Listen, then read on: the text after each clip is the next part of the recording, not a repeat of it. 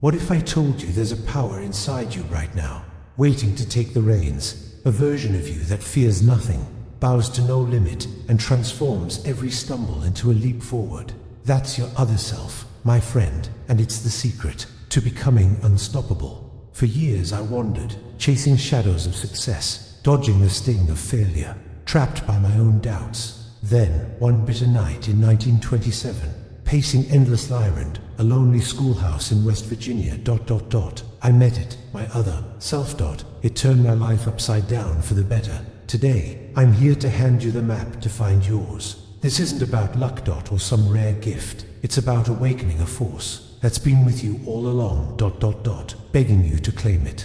Let's begin. Let me tell you something, straight from the heart. Your other self isn't some stranger lurking in the shadows. It's you, raw and real, stripped bare of fear, lit up with faith. It's that quiet voice in the storm whispering, keep going, when every fiber of your being screams quit. I know it well. It's the force that yanked me out of poverty's griping West Virginia, where I stood broken in a cold Christmas Eve in 1923, and drove me to publish the philosophy that became my life's work. That's no fairy tale. It's the truth of what lies within you, waiting to be unleashed. Here's the deeper truth. Two entities wrestle inside you every day. One's a coward, ruled by fear. Fear of failure, fear of what people might say, fear of the next punch life lands. That one keeps you soft, timid, stuck in the mud, flinching at every jab the world throws. Your way, It's the voice that says, take it easy, you can't do this. Then there's the other,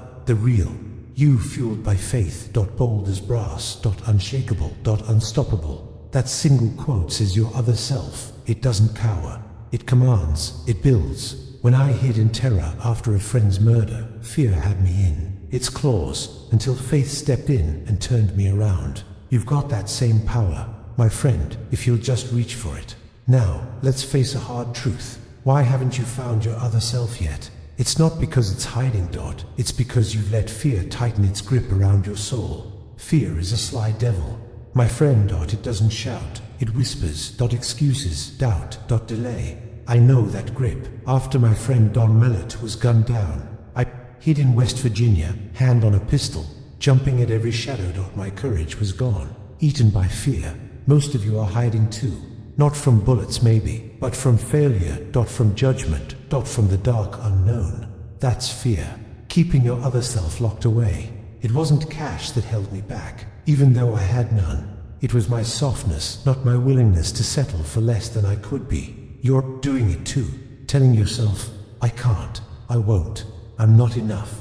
That's not life stopping you, it's you stopping you. Your other self doesn't see limits, it sees possibilities. Until you tear down those mental walls, it will stay silent. And then there's the waiting game. Too many of you are sitting idle, waiting for the stars to align, the perfect moment, the foolproof plan. I waited 2 years of drifting, stalling, until life kicked me hard in 1923, stranded and broke in Columbus. Only then did I move. Your other self doesn't wait for permission. It doesn't need a clear path. It acts, it pushes, it carves the way. Stop looking for the right time. It's now. Fear, limits, delay. These are the chains holding you back. Break them and your other self will rise. So what's next? How do you set it free? Now, my friend, let's turn to the heart of it. How do you awaken this other self, slumbering within? I've walked this road. I'll light the way with the lessons I've learned. Step 1. Face the emergency. It starts with a crisis. Your testing time. I hit mine in 1923, stranded in Columbus, Ohio, with no funds and no plan. A man, broken and lost. You may be there now, jobless, doubting, stuck in despair. Don't turn away. Stand firm. That's when your other self rises. I found mine pacing a schoolhouse in West Virginia, forced to think my way out of ruin. Life's hardest blows aren't meant to crush you. They're the forge where your faith is tempered. Face them, and you'll see it. Step 2. Choose faith over fear. In 1927, with just $40 in my pocket, I drove to Philadelphia and took a suite in the finest hotel. Not because I had the means, because faith bade me do it.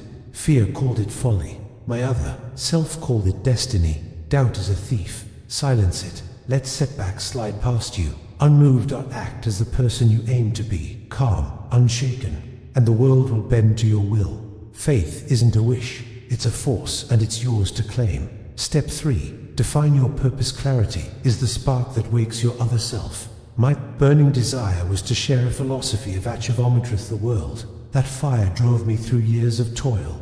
What's yours? Ask yourself, where do you see yourself in 3 years? Write it down. Bold, plain, real. Your other self thrives on a mission greater than your comfort. Without it, you drift. With it, you conquer. Step 4. Act boldly. Faith without action is empty. I called over 300 people seeking $25,000, weary, stretched, until Albert Pelton answered. Edison faced 10,000 failures before his bulb lit the night. Action is the bridge from dreams to reality. Take that step today, even if fear clutches at you. Your other self will guide your hand. Success is not for those who wait, it's for those who move. Step 5. Build resilience. Aren't defeat, they're seeds of triumph. Lincoln lost election after election. I abandoned ventures that could have made me rich, yet we rose. Every fall carried a lesson, every hardship a strength. Don't ask why me. Ask, what does this teach me? Your other self turns every stumble into a comeback. These steps aren't just words. They're the chisel I used to carve my fate, drawn from truths I learned, studying the successful and the fallen. Reject softness, bast your mind, become the person success seeks. Your other self waits. Awaken it, and nothing will stand in your way. Once your other self takes command, you don't just awaken it, you live it, day by day, until it's as natural as breathing. I've walked this path, and I'll show you what it feels like to stand unshaken, to build a life of power and peace.